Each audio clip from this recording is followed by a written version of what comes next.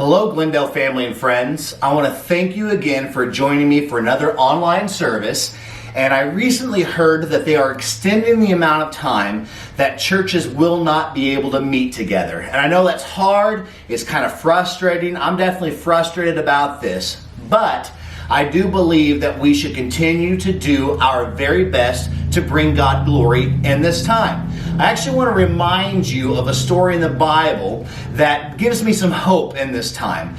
There's a story about a rich ruler, and he distributed his wealth to some of his servants. He gave each of them the amount that he felt like they were capable of handling. And after he had gotten back from his journey, he evaluated what each of his servants had done with what they were given. And those that were faithful with what they were given, he told them, now I see that I can trust you with the small thing. I'm going to put you in charge of much bigger things. So I want to encourage you to continue to be faithful in this time. Let's take this as an opportunity to glorify God, to show that we can be faithful, that we can continue. And I do believe that God can work out these details to bring Him much glory, and He can do that through us. I want to be a part of what God is doing, and I trust that you do as well. So today's message is not about us being faithful to God, but I'm actually going to talk about God being faithful to us. Now, you know very well that God is faithful. Everything that He says, He does. His promises, His prophecies, it all comes out in the end to be exactly the way that He said.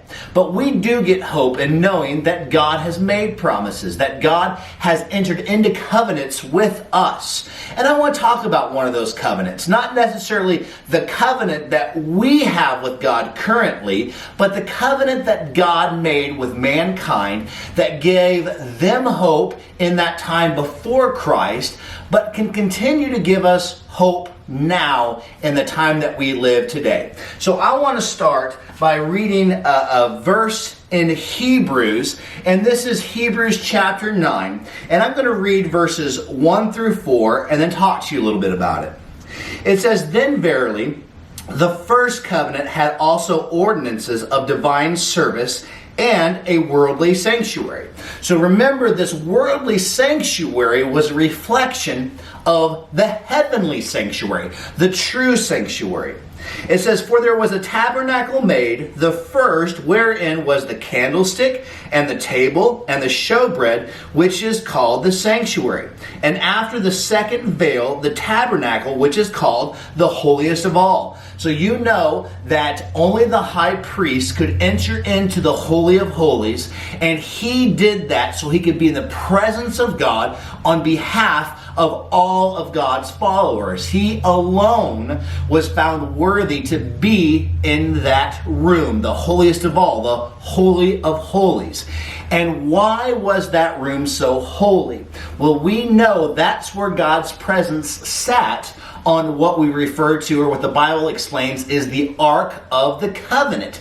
It is a physical sign of the covenant that God made with us. And speaking of that covenant, it says, which had the golden censer and the Ark of the Covenant overlaid round about with gold, wherein was the golden pot that had manna, and Aaron's rod that budded, and the tables of the covenant. And we know the tables of the covenant are the 10 Commandments. So inside that room, the Holy of Holies, was the Ark of the Covenant. And this was the most holy thing that had ever been built or made with man's hands on the earth. As a matter of fact, the Ark of the Covenant was so holy that nobody could put their hand on it. There's a story in the Bible where as they were transporting the Ark of the Covenant, it became unstable, and a man reached up and he put his hand on it to protect it, to keep it from falling. He was doing something good. But because he was unworthy and he touched something so holy, he fell over dead. So God takes this Ark of the Covenant very, very serious. And this is a sign of a few things about our covenant, or God's promise that He made to mankind. And we can see the individual items that were in the Ark of the Covenant, and that reminds us something about God. So first of all, there was the vessels that held the manna. And you recall that as the children of Israel were walking through the wilderness, we know that God provided for their needs. He rained manna down from heaven. Now, over time, obviously, they weren't happy with it. And I would imagine if we had to eat the same thing over and over, if all we had was manna, which is a type of bread, and quail, and that's all we could eat, over time, we'd probably get a little grouchy too. But God was providing for them what they need. And they could look back to that time because of the covenant God made with mankind to remember God provides the things that we need. The next thing that was in there was the rod that budded. And we know when it came time to pick the first high priest, all the men, the leaders of the tribes, they laid down their staff that they walked with. Now these staffs had been dead for many, many years. These were branches that were cut off, and it helped them walk. So they all had a staff. And they laid their staffs down to decide who would be the high priest. And there was a sign that made it very clear. The staff that Aaron carried, that had been dead for many years most likely, began to bud. It began to grow. It became alive again. And this was a sign that he would be chosen as the high priest. And we know that because of the high priest, there was access to God. So God reminded us, not only does He provide for our needs, but He also reminds us that we have access to Him, that there is a way, that He's not just some God out there that has done something, but He is a God who cares for us. He's provided a way that we can communicate. He has provided a way that we can access Him, and it was through this high priest. And we're going to talk about the difference of that covenant and our covenant and why it's so much better. But the third thing that was in the Ark of the Covenant were the two tables, or the two tablets, which the Ten Commandments were written on. Now we know that when Moses went up to get the Ten Commandments, when he came back down, and he saw the people of God worshiping a false idol, he was disgusted. He broke those commandments, and he went back up, and God either rewrote the same thing, or we don't know for sure. Some people suggest that the first commandments were more in depth, but the new commandments were kind of remedial, the very, very basics of what it is to have a relationship with God. I don't know if that's true or not, but I know that the commandments that we receive are the foundation of a relationship with God. It is His law. And what we know through His law is that there's a way that we can be pleasing to God. Now keep this in mind. God is holy. God is perfect. He's without blemish. He's without flaw. We are all flawed. We are not holy. There's actually no way that we in ourselves can be pleasing or satisfactory to God. We may be able to do things that please God, but we're still sinful people. There has to be a way for us to be changed so that we could be pleasing to God. And that's what the law provided for the old covenant. It was a way that they could know what they needed to do to be pleasing to God.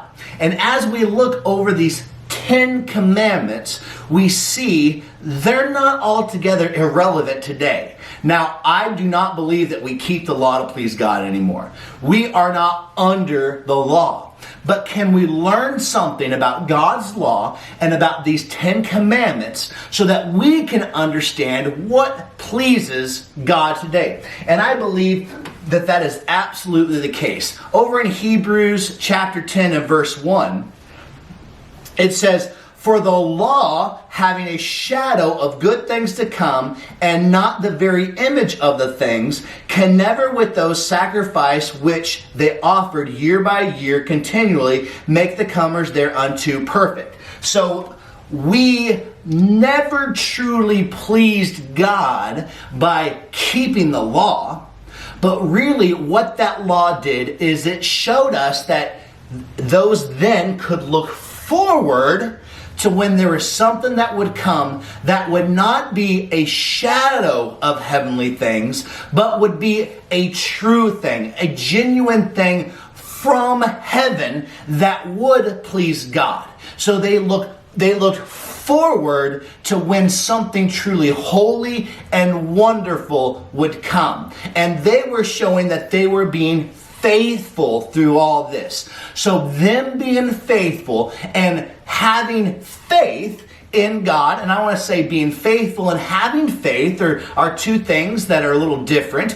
We can be faithful, do what's right, but having faith means that we are believing in God for something. So they were looking forward to and believing in God for something that He would do. Now us in the future after Christ can look back and we have a better understanding of exactly what that thing is. That thing that's not a shadow of heavenly things. That thing that's not just an image of what's in the true sanctuary. But we're talking about something from heaven coming to earth. And even better than that, what truly happened that we need to understand is God Himself robed Himself in flesh and became a person on earth in the person of Jesus Christ. This is God in the flesh. And we believe that Jesus Christ is God. So the heavenly thing from the sanctuary that came down to dwell with mankind,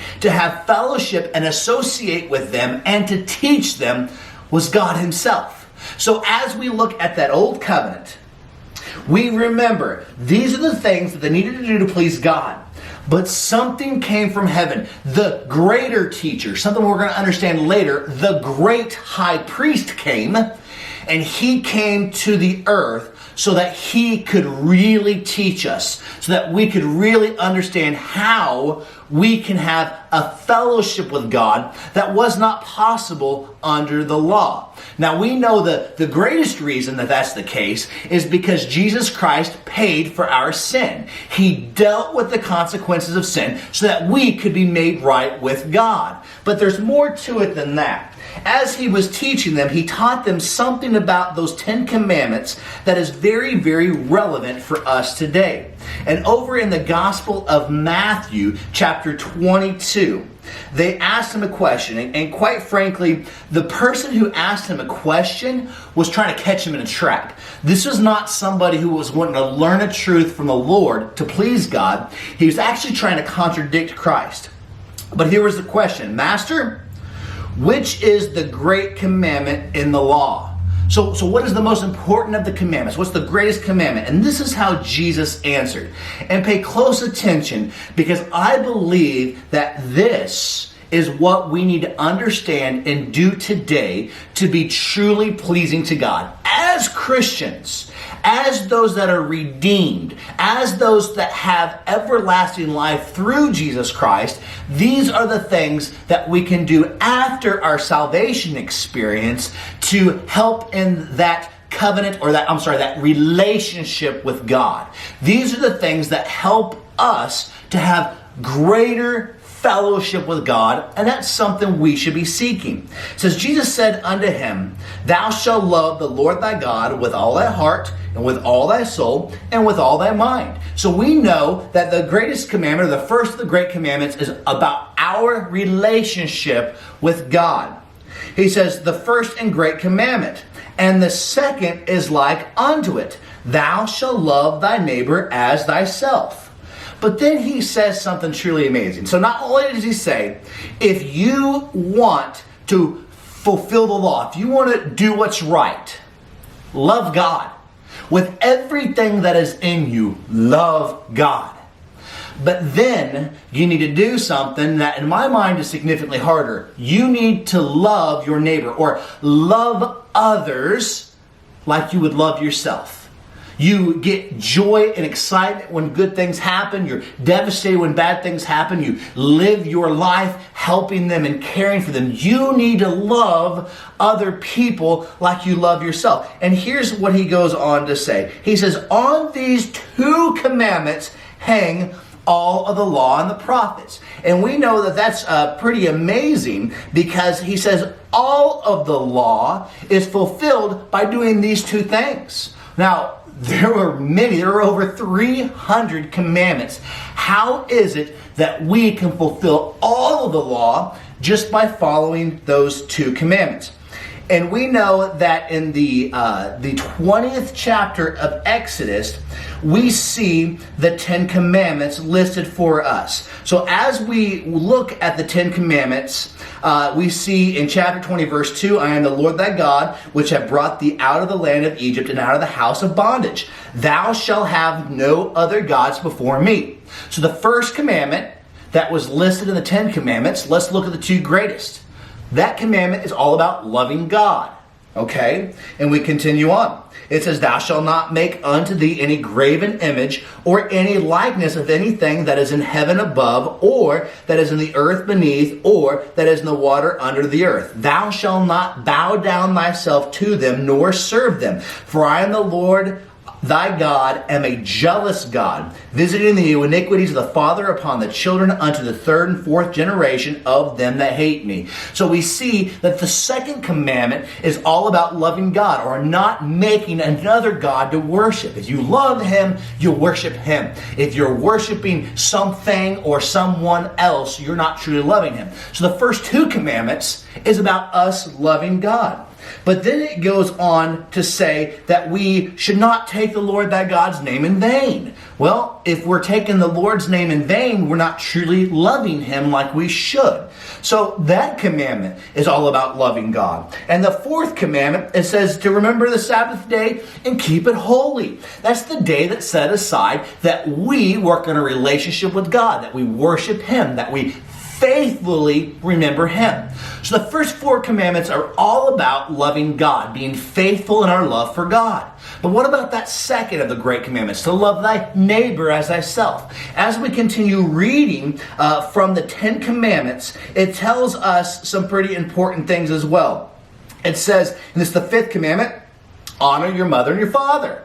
Well, we know, and that's the one that comes with a promise, but we know honoring your parents, well, we can do that definitely out of love, and that's how we should do that. I want my children to respect me, I want them to obey me, but I want them to do it because they love me. And so honoring our father and our mother is about loving others. But we continue, thou shalt not kill. That's clearly about loving others. You don't kill somebody that you love. But then it goes on, thou shalt not commit adultery. Now that is about our faithfulness to our spouse. Now that's somebody clearly that we need to love. So it's another example about loving somebody else. Thou shalt not steal. If we love people, we don't steal from them. Thou shalt not bear false witness. Now, a lot of times we say thou shalt not lie.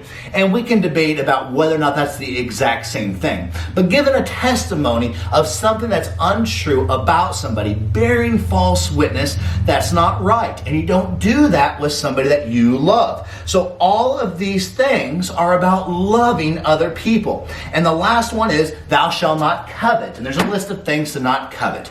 Now, if we are loving other people, we're grateful when they do well. We don't want to steal or take from them. And I tell you what, one of the things that I see a lot of is just a lot of jealousy from people. It's not so much that they want to better their situation to be in a better situation like others, but they would rather take away from others because they're jealous of seeing them do so well. So us coveting is a sign that we don't love people like we should. So into this discussion that we're looking at here, if we love God like we should, we will do those things that fulfill the first four of the commandments. And if we love others like we should, then we will fulfill the last 6 things of the 10 Commandments. So God has put it in us that we are to love him, and through loving him, and we are to love others, and through loving others, we are fulfilling the law. We're doing the things that God wants us to do. So here's the big question. What can I do as a Christian to truly please God? I want to grow. I want to learn. I want to do better. What can I do? And there's something you cannot get past. There's something that there's nothing else more important. There's something that you always need to remember, and you have to look at your actions. You have to look at your learning. You have to look at everything you do and weigh it against this. Is this out of love for God? And is this out of love for others? And if your heart is right with the Lord and you're loving Him like you're supposed to and you're loving others like you're supposed to, you are pleasing God. It doesn't matter if you have all the answers. I for sure don't have all of the answers. But God is pleased because why? God is not judging your actions, and He is sure not judging the outcome. That's something that we get very confused about. My actions, if I do something wrong, it comes from a sinful thing in my heart. God is judging our heart. He's judging our mind. He sees the inside. He understands much deeper. So if I'm doing the wrong thing, then there's a sin inside of me that needs to be dealt with. So when the inside is right, God will see that we are right, and He'll bless us and He'll be pleased with us. Now, the reason that's important, sometimes we can do the right thing for the wrong reasons. If we're doing that, God understands. Sometimes we can do things that seem right, but we're doing them for ourselves. And then the other thing that we need to understand, we get so focused on the outcome. God's not blessing like He should. The church is not growing. People are not getting saved. God's clearly not pleased with this. That's not the case. God is not pleased with you because of the outcome.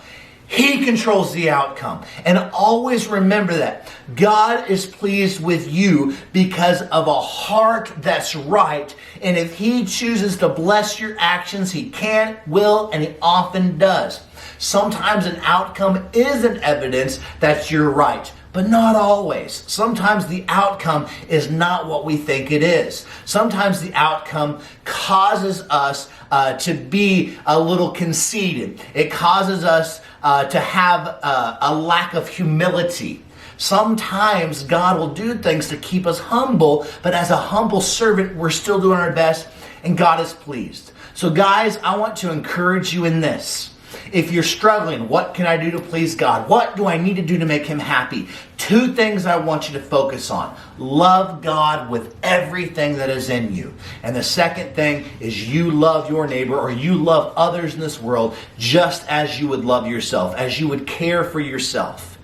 And I do believe if you get that right, then really in the end you get everything right. You may slip up, you may mess up, you may not be perfect, and you never will be. But you are right with God, and that pleases God. Let's pray and we'll be dismissed. I want to encourage you to continue to do what's right. Continue to faithfully serve God this hard time. I want to pray for you, your family, your church, your government, the world government. I want to pray that God will keep you safe, and there'll be an end to this very soon. So let's pray. Heavenly Father God, we do love you. You're a wonderful God. We're so pleased to have the opportunity to worship you. I pray that you will bless this message, that those that hear it will receive it well. I pray, God, that as you bless this message and it's going out and be heard by others, it'll truly make a difference, Lord. I pray all of those that hear, that you'll keep them safe, their family and friends, Lord. I pray, God, that as you keep them healthy and safe, Lord, that we can continue to move towards a better place, a better situation in this world. And Father, speaking of that, I pray that you will bless the world leaders that are making decisions, the governors, the president. Lord, I pray, God, that you will give them wisdom that comes from you. And not just here in our nation, but all across the world. We want to see you working and you providing, Lord. So I pray that the end of all of this is that we can look back and see that you are a great God who's taking care of us, Lord. Use this as an opportunity that we may have a testimony of the great God that we serve. Thank you very much. And I want to encourage you, if you listen to this message, if you got something out of it, don't just listen to it and forget about it. Share it with others. Like it, comment. I think it's a good way for us to communicate with each other through the comments on this. So I just want to encourage you to do the best job you can. And whether it's my message that I just now preached for Glendale Baptist Church, or another pastor, if they're preaching something that you're getting a lot out of, share it. Because this world needs to know about the hope that we have in Jesus Christ. Thank you very much. Love you guys. Can't wait to see you again. God bless.